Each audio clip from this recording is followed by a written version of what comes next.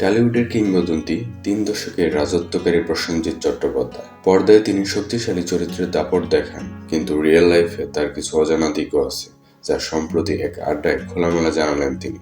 শুনতে অবাক লাগলেও সত্যি, পর্দায় দাপটের সব চরিত্রে অভিনয় করা প্রসেনজিৎ নাকি এক অভিনেত্রীর সঙ্গে কাজ করতে রীতিমতো ভয় পায়। তিনি আর কেউ নন, জাতীয় পুরস্কারপ্রাপ্ত অভিনেত্রী সুদীপ্তা চক্রবর্তী। প্রসেনজিতের ভাষায়, এই একজন অভিনেত্রীর সঙ্গে কাজ করতে আমার সিরিয়াসলি ভয় লাগে। আমি ওকে ঈর্ষাও করি। জ্যেষ্ঠ পুত্র সিনেমার শুটিং এর মাত্র ৩-৪ দিন আগে সুদীপ্তা তার বাবাকে হারালেন। বাবার মৃতদেহের সামনে কান্নার দৃশ্যে তিনি এতটাই বাস্তবিক অভিনয় করলেন যে পুরো ইউনিট কাঁদতে শুরু করল। অন্যদিকে ঋতুপর্ণা সেনগুপ্ত, যার দেরি করার অভ্যাস, পুরো টলিউড জানে। প্রসেনজিৎ কটাক্ষের সুরে বললেন, সকাল 10টায় বললে মোটামুটি রাত 10টার মধ্যে ঢুকে পড়ে। সময়ের সঙ্গে বেঁচে থাকা মানেই এখানে আলাদা এক অধ্যায়। রাইমা সেনকে নিয়ে মজার তথ্য দিলেন তিনি।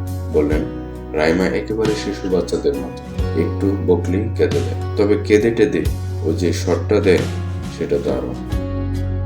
দিদি নাম্বার 1 খ্যাত রচনা ব্যানার্জির পেশাদারিত্ব নিয়ে উচ্ছ্বসিত প্রসেনজিৎ। তিনি জানান, রচনার মতো প্রফেশনাল তিনি খুব কম দেখেছেন। রচনা একটি অদ্ভুত নিয়মের কথাও ফাঁস করলেন তিনি। বললেন, সন্ধে 7টার পর রচনাকে কেউ এক ফোঁটা জলও খাওয়াতে পারবে না। ও ভীষণ নিয়ম মেনে চলে।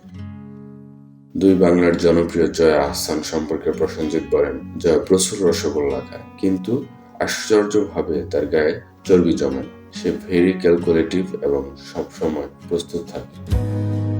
অন্যান্য নায়িকাদের প্রসেনজিৎ বলেন, শ্রাবন্তীকে তিনি ছোটবেলা থেকেই জানেন। তার মিমিক্রি করার ক্ষমতার ভূয়সী প্রশংসা করেন অভিনেতা। পাওলি দাম সম্পর্কে বলেন, সিরিয়াস চরিত্রের বাইরে পাওলি কমেডিতেও দুর্দান্ত হতে পারেন, যা অনেকেই জানেন। এছাড়া অপরাজিতা আঢ্য সেটে ঢুকলেই একটা আলাদা গ্লো বা ইতিবাচক আভা তৈরি হয় বলে মন্তব্য করেন তিনি। আবার বিয়ের খানায় ডেকেছে।